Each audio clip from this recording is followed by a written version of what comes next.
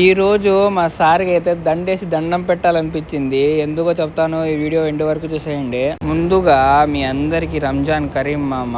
మీరెక్కడున్నా బాగుండాలని కోరుకుంటున్నాను. ఇదే అన్నమాట మేముండే సామ్రాజ్యము. దీంట్లో నేను 6th ఫ్లోర్‌లో ఉంటాను.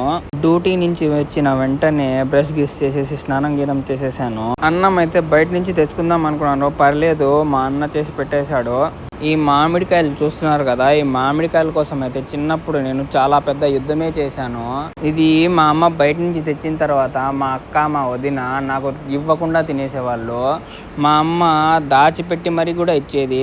మా అక్క వదిన తినేటప్పుడు మాత్రము నాకు టెంక్ ఇచ్చేవాళ్ళు. ఇంకా మా పక్కనున్న మజీద్కి అయితే వచ్చేసాము. నేను అహ్మద్ నమాజ్ చదువుకోవడానికి. పొద్దున నమాజు లేట్ అయిపోతే మళ్ళీ మజీద్ ఫుల్ అయిపోతుంది. అందుకని మేము త్వరగా వచ్చేసి లోపల వచ్చి కూర్చున్నాము.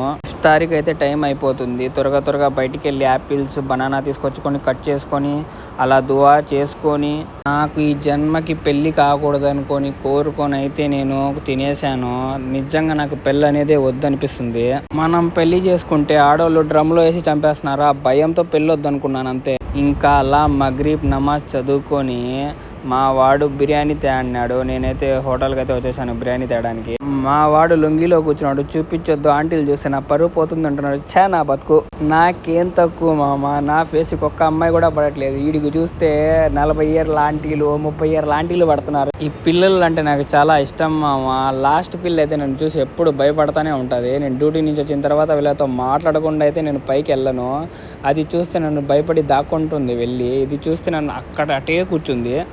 మా సార్ గురించి ఒక మాట అన్నాను కదా, దండేసి దండం పెట్టాలని. దేనికంటే నేను వెళ్ళిన వెంటనే 3 గంటలు డ్యూటీ చేయించుకొని తర్వాత నువ్వు ఇంటికి వెళ్ళిపో రెస్ట్ తీసుకొని పంపించేశాడు నన్ను. ఆయన అలా చెప్పిన వెంటనే నా బ్రెయిన్లో ఒక డైలాగ్ అయితే రన్ అయింది. ఈయన చూడ్డానికి ఎంత వైలెంట్గా ఉంటాడు కానీ సెంటిమెంట్స్ ఎక్కువ అని. అలా ఏమనుకోకండి. మా సార్ వాళ్ళందరూ మంచోళ్ళే. ఏమంటే నేను కామెడీ టైపు, మీకు తెలిసిందే కదా దూల లేకపోతే నేను బతకలేను. మా సార్ వాళ్ళందరూ మంచోళ్ళే. నేను వచ్చినప్పటి నుంచి నన్ను బాగా చూసుకున్నారు.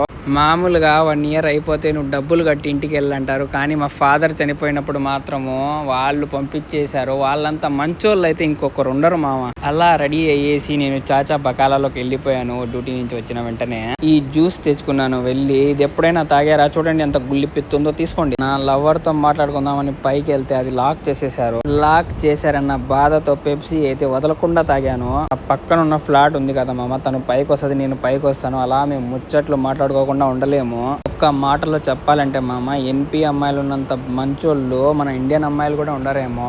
వాళ్ళైతే డ్రమ్మే అంటారు, వీళ్ళైతే ప్రేమ అంటారు. మా లేత జంట స్టోరీ మీకు ఎందుకులే కానీ, చూసింది చాలా లైక్ షేర్ చేసుకో మామ. నీ ఫ్రెండ్స్కి కూడా షేర్ చేయలాగా.